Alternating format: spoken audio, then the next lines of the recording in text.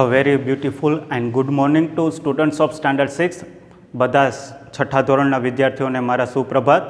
Okay, we have started the lesson કે આપણે એક પહેલું ચેપ્ટર છે ઇંગ્લિશમાં એ શરૂ કરી દીધું છે. એમાં આપણે ઘણી આગળ પણ વધી રહ્યા છીએ અને એમાં આપણે જોયું તો હતી પેલી પોયમ અને બીજું જે હતું તો કે એ હતી એક્ટિવિટી નંબર 7.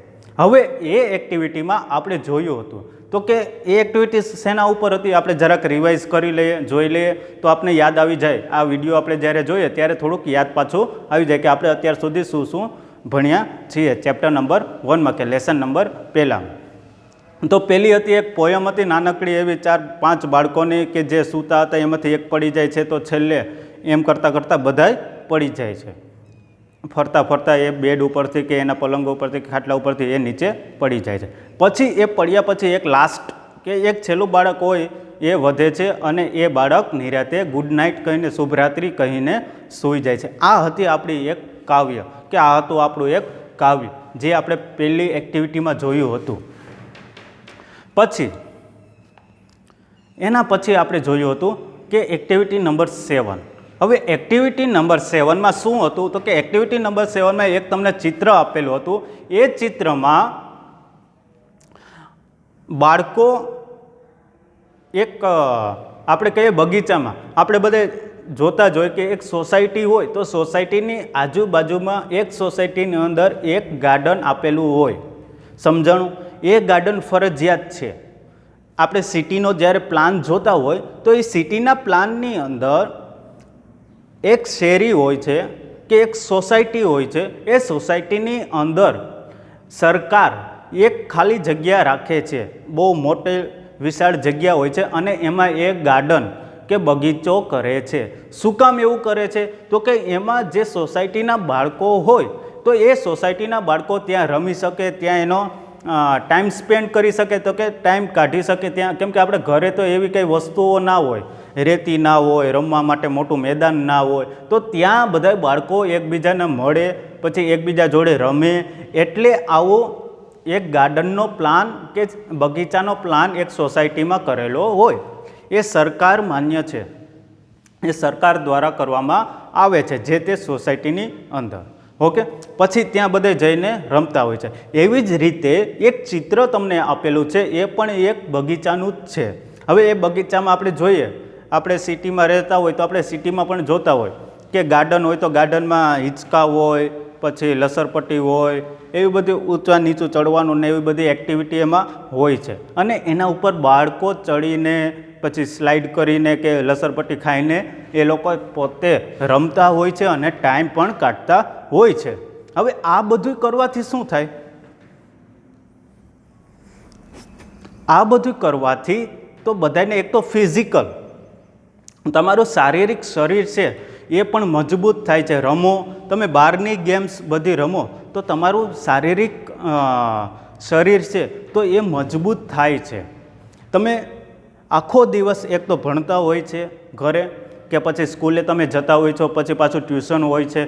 એ પછી તમે જો પાછો મોબાઈલ હોય આપણી પાસે, ઇલેક્ટ્રોનિક્સ હોય, ટીવી હોય, મોબાઈલ હોય, એ જોયા રાખો તો આપણા શરીરની કસરત થતી નથી.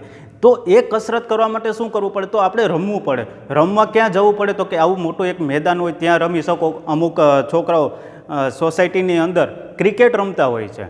તો એવી ગેમ્સ તમારે, બહારની ગેમ્સ તમારે રમવી પડે તમારા શરીરના ફાયદા માટે. તો સરકાર એવું પણ વિચારે છે કે છોકરાઓ, આ સોસાયટીના બાળકો છે તો આ બાળકોને શારીરિક મજબૂત બનાવવા માટે એક ગાર્ડન રાખવું પડે જ્યાં, અને જે મોટી ઉંમરના માણસો હોય, જે મોટી ઉંમરને આપણા દાદા દાદી, મમ્મી પપ્પાનો હોય ને, મોટી બહેન હોય, તો એ કદાચ ના રમે તો એ સારી હવામાન, એને સારું હવામાન મળે, એ શાંતિથી બેસી શકે. ઓકે, એટલે એની માટે પણ બેસવાની વ્યવસ્થા એ બગીચામાં કરેલી હોય છે. પછી તો નાના બાળકો શું કરશે તો કે નાના બાળકો એમાં એ રમશે. તો એ રમવાથી એના હાડકાં છે, પછી એનું શરીર છે એ મજબૂત થાય છે, એને જમવાનું પણ સારું ચાલે. એટલે આવી બધી વ્યવસ્થા બધા આપણા ગુજરાતના બધા સિટીમાં આવી વ્યવસ્થા એક કરવામાં આવેલી છે. એવી જ રીતે આપણે એક્ટિવિટી નંબર 7માં ગયા લેક્ચરમાં પણ જોયેલું હતું અને એના 5 પ્રશ્નો પણ આપણે પૂર્ણ કર્યા હતા. પણ એ ચિત્ર પણ આપણે એવું જ કંઈક દેખાડે છે કે બધા બાળકો ત્યાં રમતા હોય છે. તમારે પણ રમવું એ જરૂરી છે, આપણા શરીર માટે એ જરૂરી છે. કસરત જરૂરી છે આપણા શરીર માટે. જો આપણે કસરતને રમશું નહીં તો આપણું એક શરીર છે એ જે અત્યારના તમને ખબર છે ને કોરોના છે, તો કોરોના સામે લડવા માટે આપણી ઇમ્યુનિટી સિસ્ટમ છે એ મજબૂત હોવી જોઈએ. તો એ મજબૂત ક્યારે થાય? તો કે જ્યારે આપણે આવી બધી કસરત કરીએ ત્યારે થાય. પછી એ કસરત કર્યા પછી આપણે બહુ જ ભૂખ લાગે, જમવાનું બહુ લાગે, તો આપણે જમીએ વધારે. જો આપણે જમવાનું વધારે ચાલે તો આપણી ઇમ્યુનિટી સિસ્ટમ પણ વધે. એટલે આવું બધું આયોજન કરવામાં આવેલું છે. આ ચિત્ર ઉપરથી આપણે આ એક માર્ગદર્શન છે, હા, આ એક માર્ગદર્શન અને આ એક સારો વિચાર આપણા મગજમાં આવે અને આ ચિત્ર જોઈને આપણો એક મગજમાં સારો એવો વિચાર આવે અને એ વિચાર આપણે આપણા જીવનમાં ઉતારી શકીએ. એટલે આવું એક ચિત્ર આપેલું છે. અને બીજો એક ફાયદો મેં તમને ગયા લેક્ચરમાં પણ બતાવ્યો હતો કે આપણે ચિત્રને કઈ રીતે જોઈએ છીએ, કયા એંગલથી જોઈએ છીએ. અમુક બાળકો હોય એ જોતા હોય પણ સરખું ના જોતા હોય, સમજાણું? અને અમુક બાળકો હોય છે એ એક નાની નાની વસ્તુ પણ એ જોતા હોય છે. તો આપણી જોવાની દ્રષ્ટિ છે એ પણ વધે છે. We are seeing keenly. Okay, keenly એટલે કે આમ ઝીણાપણથી જોવું. હા, અમુક બાળકો હોય તો એ બહુ ના જોતા હોય, એ સરખું ના જોતા હોય. ત્યાં જ્યારે આપણે એવું જોયું જ છે ને કે જ્યારે સર આપણે બોર્ડ ઉપર લખાવતા હોય ત્યારે અમુક બાળકો સાચું લખતા હોય અને અમુક બાળકો છે એ ખોટું પણ ક્યારેક લખી નાખે. તો શું કામ ખોટું લખે? તો કે એની જે જોવાની દ્રષ્ટિ છે એ સારી હોય નહીં, એક જગ્યાએ એનું કોન્સન્ટ્રેશન હોય નહીં, એટલે એને એવી બધી ભૂલ થતી હોય છે. હવે એ ચિત્રમાં આપણે 5 પ્રશ્નો પૂર્ણ કર્યા હતા. હવે બીજા 5 છે એ અત્યારના આપણે અહીંયા જોઈએ. એ બીજા 5 છે ને એ આપણે અત્યારના સોલ્વ કરીએ. હા, એક્ટિવિટી નંબર 7માં. પછી પાછું એવું જ એક ચિત્ર પાછું તમને આપેલું છે તમારી પાઠ્યપુસ્તકમાં. ઓકે, એનું પણ આપણે સોલ્યુશન આપણે બોર્ડ ઉપર જ કરવાનું છે. પછી લીથો છે તો લીથોનું સોલ્યુશન એ પણ આપણા બોર્ડ ઉપર કરવાનું રહેશે. ઓકે, પછી અમુક ગ્રામરના ટોપિક્સ આપેલા છે તો ગ્રામરના ટોપિક્સ પણ આપણે અહીંયા કવર કરવાના રહેશે. ઓકે, તો પહેલો તેમાં 5 સુધી આપણે પૂર્ણ થઈ ગયું. તો હવે છઠ્ઠો પ્રશ્ન શું હતો? છઠ્ઠો પ્રશ્ન છે is Nirav behind the tree? No, એનો જવાબ આવશે નહીં. કેમ નહીં? કે નીરવ નામનો વ્યક્તિ કે નીરવ નામનો બાળક એ ચિત્રમાં આપેલો જ નથી. જય, સંજય, ઇરફાન અને મહેશ આ 4 જણા જ છે. તો નીરવ તો ક્યાંય છે નહીં, એટલે આપણો જવાબ શું આવશે? નો.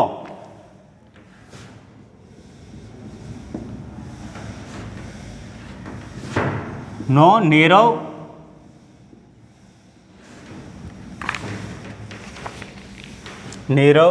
is not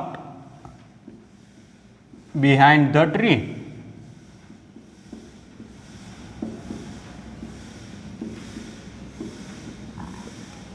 સ્પેલિંગ ચેક કરવાના તમારે. આ મેં પહેલાં જે 5 પ્રશ્ન હતા ને એ પણ નોટબુકમાં લખવાના અને આ 5 પ્રશ્ન પણ તમારે નોટબુકમાં લખવાના રહેશે, ઇંગ્લિશની નોટબુકમાં. ઓકે, 7મો પ્રશ્ન છે આપણો. No, Nirav is not behind the tree. તો ઝાડની પાછળ કોણ છે? તો ઝાડની પાછળ આપણે ચિત્રમાં જોઈ શકીએ કે ઝાડની પાછળ સંજય છુપાયેલો છે. ચિત્રમાંથી આપણે જોઈને કહી શકીએ કે ઝાડની પાછળ કોણ છે? તો કે ઝાડની પાછળ સંજય છે. એવો પણ પ્રશ્ન પૂછવામાં આવે કદાચ, તો તમે એનો જવાબ આપી શકો. પછી 7મો છે who is on the slide? તો કે લસરપટ્ટી ઉપર કોણ છે? તો આપણે ચિત્ર જોઈએ તો ચિત્રમાં તમને દેખાય કે લસરપટ્ટી ઉપર કોણ છે? તો કે લસરપટ્ટી ઉપર રેશમા છે, જે લસરપટ્ટી ખાય છે. ઓકે, તો રેશમાનું નામ અહીંયા આવશે 7મામાં. Reshma is on the slide.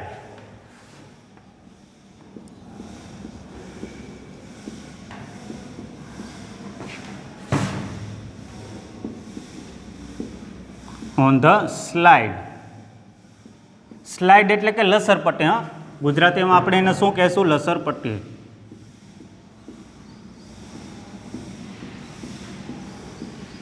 એ પણ તમારે ધ્યાન રાખવાનું છે. આમાંથી અમુક શબ્દો એવા છે જે તમને કદાચ ના ખબર હોય તો એ પણ તમે એનો મિનિંગ છે કે એનો શું અર્થ થાય એ તમે શોધીને લખી શકો.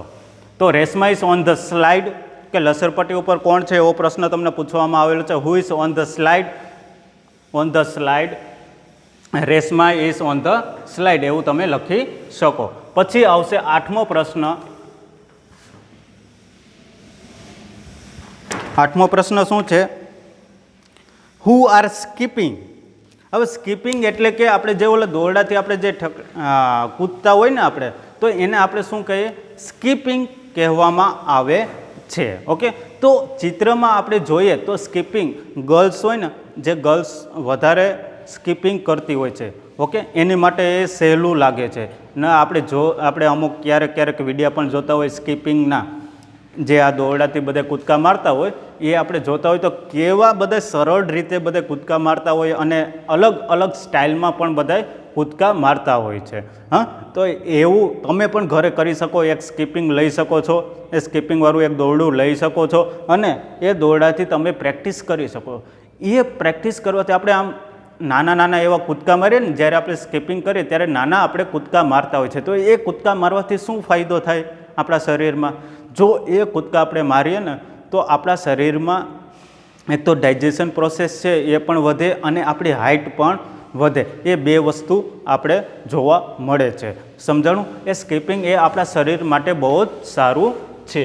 તો એ બધાને કરવું, બધાના ઘરે ટાઈમ હોય ત્યારે એ સ્કીપિંગ કરવું જરૂરી છે અને બધાને પણ એ સ્કીપિંગ કરવાનું રહેશે. ઓકે, સો એ સ્કીપિંગ કોણ કરે છે? દોરડા સાથે કૂદકા કેટલા બાળકો મારે છે? તો કે 3 બાળકો છે, એ પણ ગર્લ્સ છે અને એના નામ તમારે અહીંયા લખવાના રહેશે. Okay, who are skipping? Sunita, Eva and Gita are. Sunita, Gita and Eva are skipping.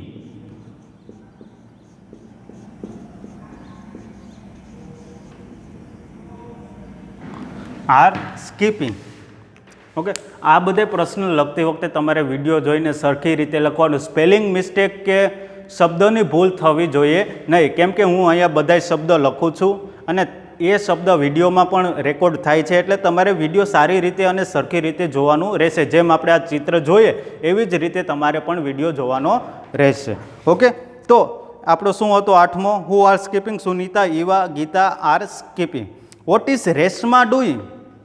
હવે પાછો પ્રશ્ન પૂછેલો છે કે રેશમા શું કરે છે? તો કે રેશમા લસરપટ્ટી ઉપર લસરપટ્ટી ખાય છે. આપણે એવું કહી શકીએ ને. જો રેશમા શું કરે છે? તો કે એ લસરપટ્ટી ઉપર લસરપટ્ટી ખાય છે. તો આપણે શું કહીએ? Reshma is sliding on the slide. 9th one, Reshma is sliding on the slide. Okay, Reshma is sliding on the slide. આપણે ચિત્રમાં જોઈ શકીએ કે રેશમા શું કરે છે? તો કે રેશમા સ્લાઇડ કરે છે. કોના ઉપર? તો કે લસરપટ્ટી ઉપર. એ લસરપટ્ટી ખાય છે રેશમા. આપણે એ ચિત્રમાં જોઈ શકીએ છીએ. તો ચિત્રમાંથી ને જોઈને જ તમારે બધાના જવાબ છે એ આપવાના રહેશે. જે આ બધા પ્રશ્ન પૂછેલા છે એમાં બધા કંઈક ને કંઈક ક્રિયા બાળકો છે એ કરતા રહ્યા છે ચિત્રમાં. એટલે એ ચિત્ર જોઈને તમારે આમાં એના જવાબ આપવાના રહેશે. હવે 9મો છે. સોરી, આપણે 9મો તો પૂર્ણ કરી નાખ્યો કે રેશમા શું કરે છે? What is Reshma doing? તો Reshma is sliding on the slide. હવે 10મો પ્રશ્ન છે. What are Sunita and Gita doing? હવે પાછો પણ પ્રશ્ન પૂછેલો છે કે સુનિતા અને ગીતા શું કરે છે? What Sunita and Gita are doing? Sunita and Gita are skipping. આમાંથી ઈવા તમે કાઢી નાખો તો આપણો આન્સર 10માનો બની શકે છે. Okay, what Sunita and Gita are doing? Sunita and Gita Gita are skipping.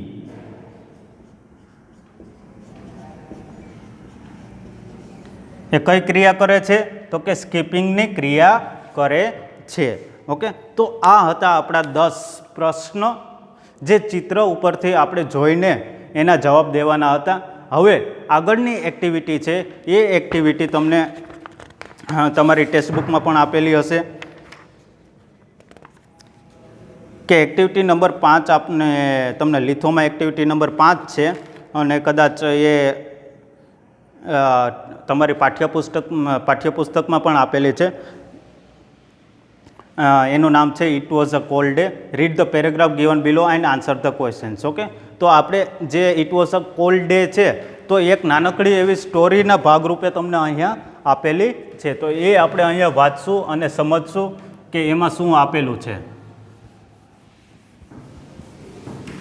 પછી આપણે લિથો સોલ્વિંગ છે એ આવતા ફર્સ્ટ ચેપ્ટરનો લિથો સોલ્વિંગ છે એ આપણે આવતા લેક્ચરમાં આપણે એ જોશું. આ ચેપ્ટર પૂરું થઈ જાય કે આ લેસન આપણું પૂરું થઈ જાય ત્યારે આપણે જોશું. વેર વેર યુ છે. વેર વેર યુની અંદર પાછું એક નાનકડી એવી સ્ટોરી તમને આપેલી છે. તમારા પાસે પાઠ્યપુસ્તક હોય તો એમાં હેડિંગ પણ આપેલું છે. શું હેડિંગ આપેલું છે એક્ટિવિટી નંબર 5માં? કે એ ચિત્ર 25 છે. એક્ટિવિટી નંબર 6 અને 7 છે. એના પછી પાછી એક્ટિવિટી નંબર 5 આવે છે. તો એમાં એક વાર્તા આપેલી છે, it was a cold day. શું છે વાર્તાનું નામ? It was a cold day. It was a cold day.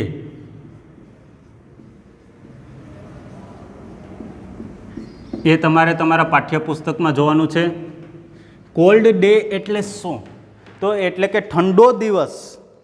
હા, it was a cold day કે એક દિવસ એવો હતો કે જ્યારે બહુ ઠંડી હશે કે એવું હશે કે એ દિવસને શું કહેવામાં આવેલો છે? કોલ્ડ ડે એટલે કે ઠંડો દિવસ. ઓકે, આપણે હેડિંગનું નામ આ છે. તો એ હેડિંગમાં શું આપેલું છે અને આ નાનકડી એવી જે વાર્તાના સ્વરૂપમાં આપણે આપેલી છે એ શું કહેવા માગે છે એ પણ આપણે અહીંયા જોશું. Okay, last year there was one really and bad day. કે ગયા વર્ષમાં there was one really bad day. કે ગયા વર્ષમાં એક દિવસ એવો હતો કે જે બહુ જ ખરાબ હતો. બહુ અને બહુ જ ખરાબ, સાચેન બહુ ખરાબ દિવસ હતો. ઓકે, ઇટ વોઝ મંડે. કે એ દિવસ કયો હતો? તો કે એ દિવસ આપણો મંડે એટલે કે સોમવાર. સમજાણું? સોમવાર. હવે આપણે બધા આપણે જે અઠવાડિયામાં કેટલા દિવસો આવે? તો કે 7 દિવસો આવે. તો 7 દિવસોના તમને ઇંગ્લિશમાં નામ આવડવા જોઈએ. તો પહેલો કયો દિવસ હોય? તો કે મંડે. એને લખતા પણ આવડવા જોઈએ કેમ કે એના સ્પેલિંગ પણ છે.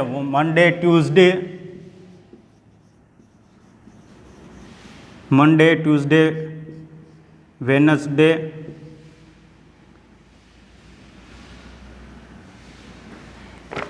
ઓકે.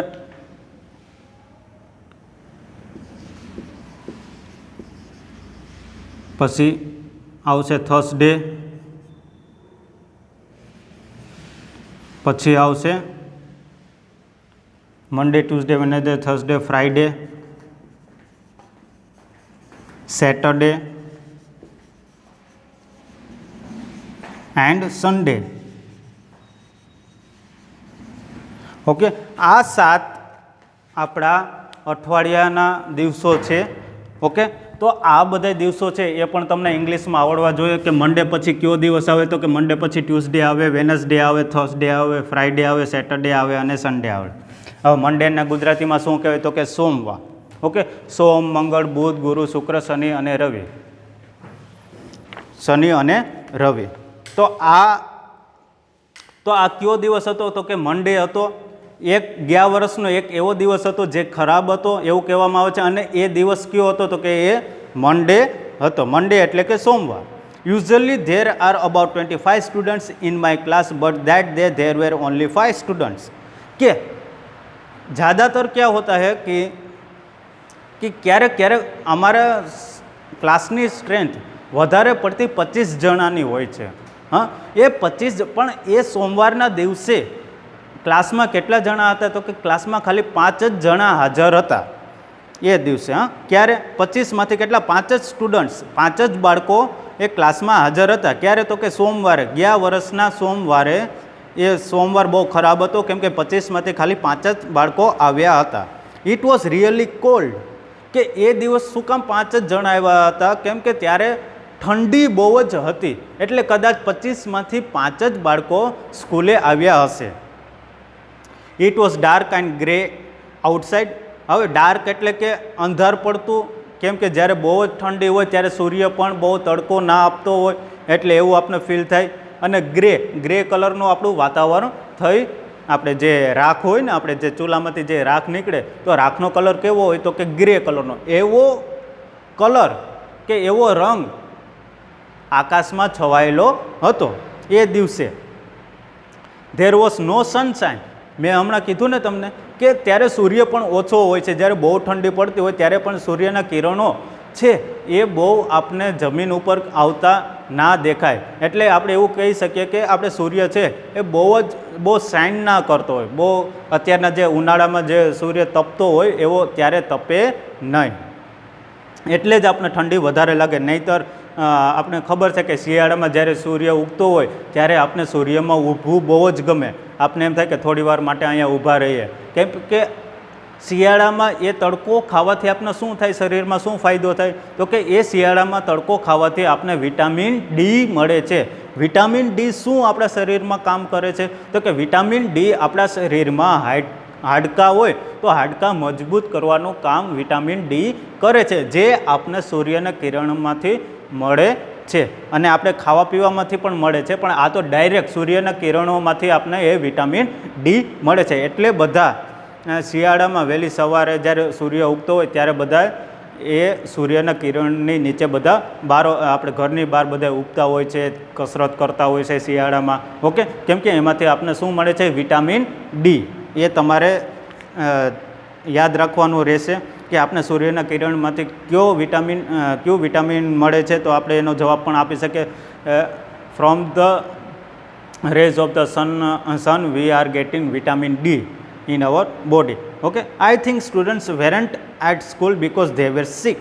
કે હું એવું વિચારું છું કે બાળકો શું કામ સ્કૂલે નહીં આવ્યા હશે? કેમ કે તે બધા બીમાર હશે. સિક એટલે કે બીમાર. સિકનો મતલબ શું થાય? સિક એટલે કે બીમાર.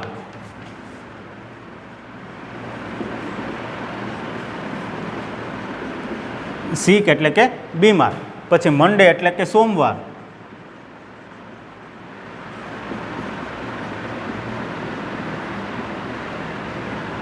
કોલ્ડ એટલે કે ઠંડી.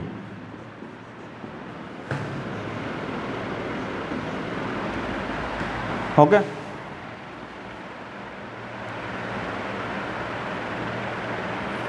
હવે it was a really cold, it was raining a lot. હવે ઠંડીની સાથે શું થાય છે? ઠંડીની સાથે ઝીણો ઝીણો ઝરમરિયો વરસાદ પણ ચાલુ હોય છે. ઇટ વોઝ ડાર્ક અને ગ્રે આઉટસાઇડ. હવે આપણે જોઈએ કે ચોમાસામાં આપણો જે વાદળ છવાઈ જાય છે એટલે કેવો કલર થઈ જાય? આપને પણ ખબર છે કે જે રાખનો કલર હોય, ગ્રે કલર, એવું વાતાવરણ આપણે જોઈએ છીએ. અને કાળા વાદળ હોય એ છવાઈ જાય એટલે કેવું? ડુમસ જેવું થઈ જાય, કાળું ડુમસ જેવું થઈ જાય છે. ધેર વોઝ નો સનશાઇન, કે ત્યારે તડકો હતો નહીં. I think the students weren't at school because they were sick. કે આવા વાતાવરણના લીધે મને એવું લાગે છે કે મારા જે ક્લાસ મિત્રો છે કે મારા જે વર્ગખંડના જે મિત્રો છે એ નહીં આવ્યા હોય, કેમ કે એ બધા બીમાર પડી ગયા હશે આવા વાતાવરણના લીધે. They were at home, may be they were in the bed. કે ધે વેર એટ હોમ, કે એ બધા બાળકો ક્યાં હશે? તો કે એ બધા બાળકો સૌના કે પોતપોતાના ઘરે હશે, અને એ બધા પણ બેડ ઉપર હશે. બેડ ઉપર હશે એટલે કે કેમ કે જે માણસ બીમાર હોય તો એ માણસ બીમાર હોય તો એ ક્યાં હોય? તો કે બેડ ઉપર જ હોય, આરામ કરતા હશે. એવું એક બાળક વિચારે છે એના ક્લાસના બાળકો વિશે, અને એ આપણે અહીંયા દર્શાવે છે.